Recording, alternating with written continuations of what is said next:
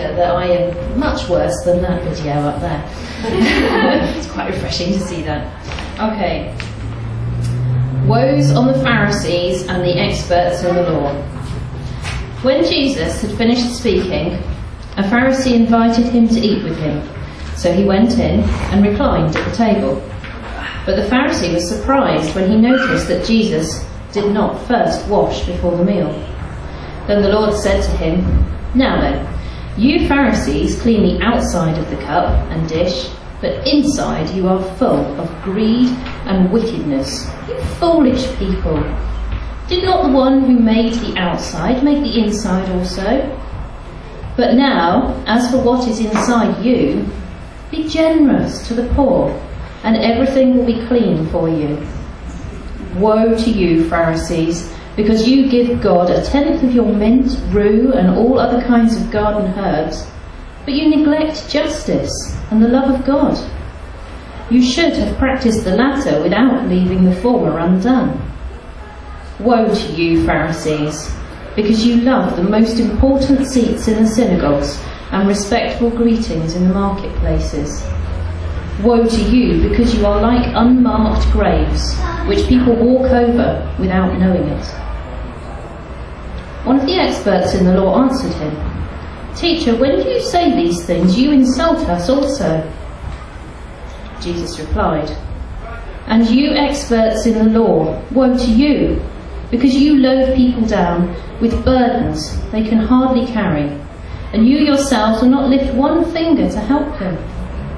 Woe to you, because you built tombs for the prophets, and it was your ancestors who killed them. So you testify that you approve of what your ancestors did. They killed the prophets, and you build their tombs. Because of this, God in his wisdom said, I will send them prophets and apostles, some of whom they will kill, and others they will persecute. Therefore, this generation will be held responsible for the blood of all the prophets that has been shed since the beginning of the world, from the blood of Abel to the blood of Zechariah, who was killed between the altar and the sanctuary. Yes, I tell you, this generation will be held responsible for it all. Woe to you experts in the law, because you have taken away the key to knowledge. You yourselves have not entered, and you have hindered those who were entering." When Jesus went outside, the Pharisees and the teachers of the law began to oppose him fiercely and to besiege him with questions, waiting to catch him in something he might say.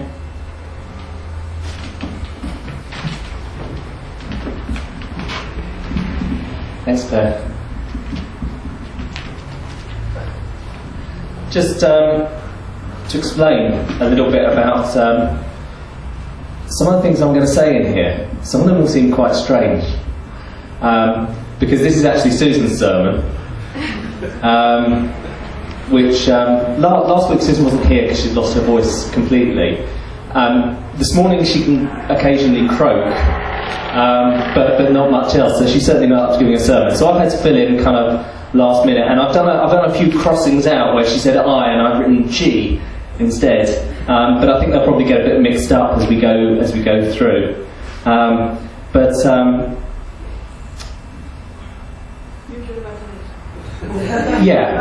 Yeah, and if I start sort of wandering in and out of being Neil, being Susan, just work creatively with it. Okay, so Jesus had been teaching the crowds, and then he'd been invited to eat with the Pharisees. And you have to wonder if, in hindsight, the Pharisees seriously regretted inviting Jesus in. He wasn't exactly, didn't skimp on his critique of them, really, did he?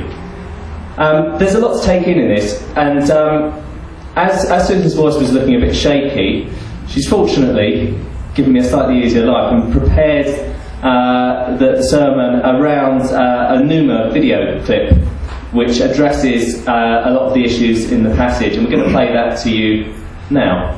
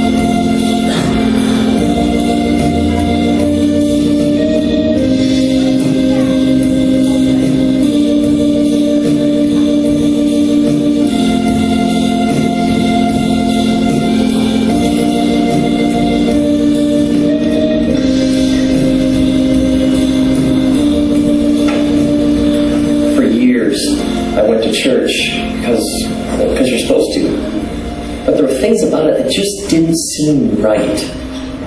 You know what I'm talking about? It's like a lot of times I found myself looking around thinking, is this what God had in mind?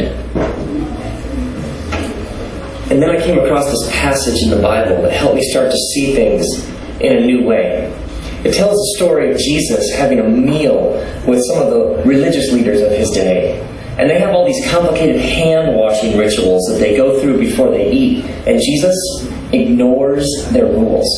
And one of them notices this and points this out. And Jesus says, "You religious leaders, it's like you clean the outside of the cup, but the inside is filled with greed and evil. I mean, you give away 10% of your income, but you don't really care about making the world a better place." And then Jesus says to them, he says, "Everything for you is about being seen in public as important people. I mean, you love to be looked up to. You love to be respected. You love the best seats where everyone can see you." And Jesus says, everything for you is about appearance, how things look to other people. And then he says to them, you're like unmarked graves, which people walk over without knowing it. I mean, Jesus essentially tells the religious leaders of his day, you're spiritually dead, and you don't even realize it. Now, one of them who's sitting there, he'd be like what we call a preacher, and he realizes what's going on here. I mean, Jesus is like slamming them. And he says, you know, Jesus, when you say stuff like this, you insult us. And Jesus says, you, teachers like you tell people to do all this stuff, but you don't help them do any of it. I mean, all you end up doing is just heaping on the guilt. I mean, people end up feeling terrible about themselves. And then later he says to these same leaders, he says, you travel over land and sea to win a single convert. And when they become one, you make them twice the sons of hell that you are. Jesus calls the leading religious authorities of his day sons of hell. And what disturbs him the most is that they go around making converts who they pressure to become just like them. I mean, he goes on to tell them, you've abused your positions of religious authority, and you're actually getting in the way of people who are honestly searching for God. Sons of hell. There are many moments like these in the teachings of Jesus. I mean, to people who are wrestling with the deepest questions of life, Jesus has like infinite patience and understanding.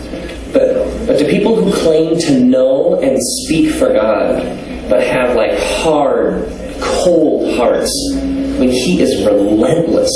I mean, Jesus gets angry.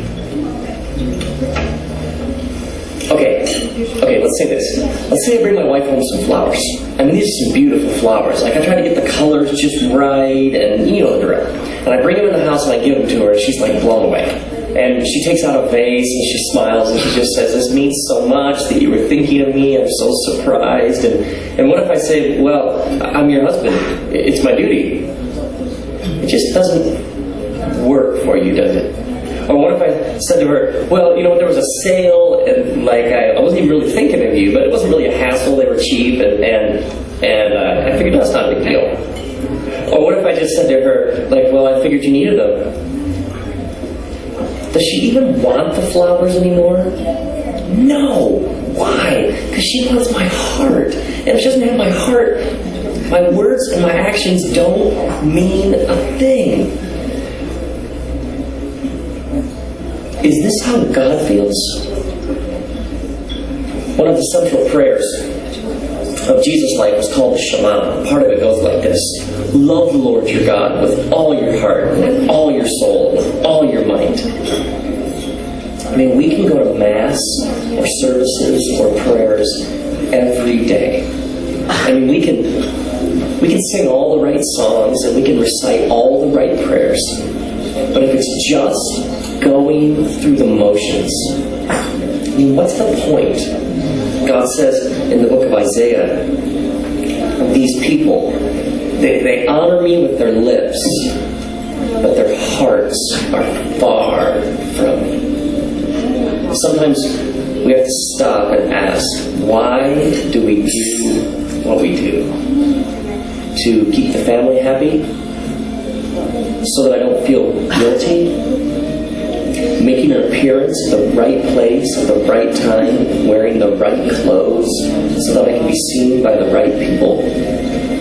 The scriptures remind us that God doesn't want the empty ritual. God wants our hearts.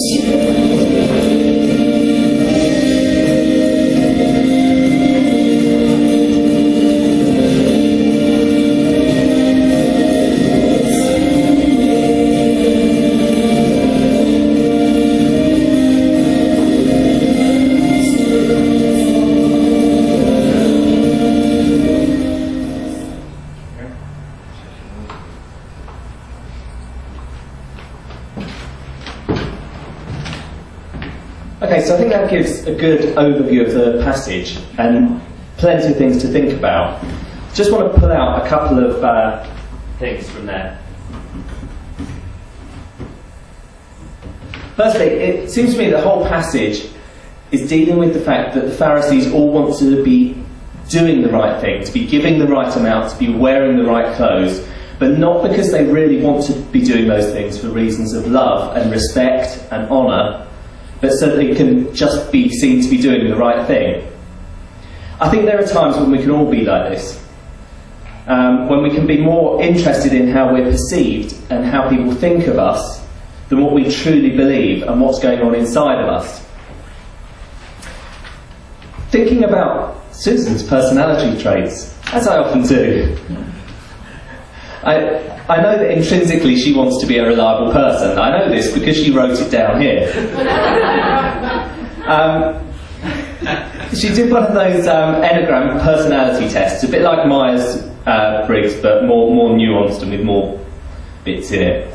And always comes out with her main personality type as being the helper.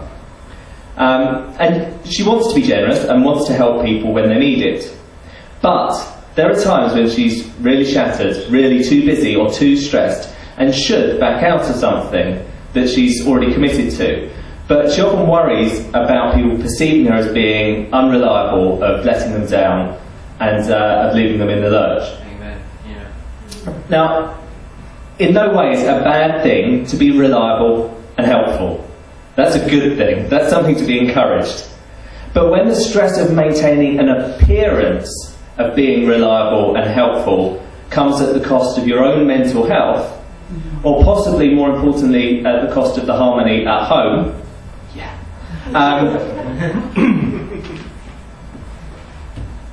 go back in your minds to the video we showed earlier of the family getting ready for church. It says here that Susan can be a lot more snippy than that with her family. Hey, I can yell and scream, so you know, I can definitely give more volume than they did. But it's that thing of being stressed and overcommitted, and then it all starts to come out. And it becomes less about truly wanting to help someone because we love them and want to do something for them, and more about being seen to be a helpful person. That's when it becomes wrong. Let me be clear, I'm not saying that some of the things we do shouldn't be sacrificial and shouldn't cost us something. They should. They should. We are called to a life of sacrifice. And but they should be done out of love, not out of duty, and out of a desire to be generous and compassionate, and not because we want to be seen to be doing the right thing. Famous love reading from 1 Corinthians 13 says, "If I speak in the tongues of men or angels but do not have love, I am only a resounding gong or a clanging cymbal, just noise.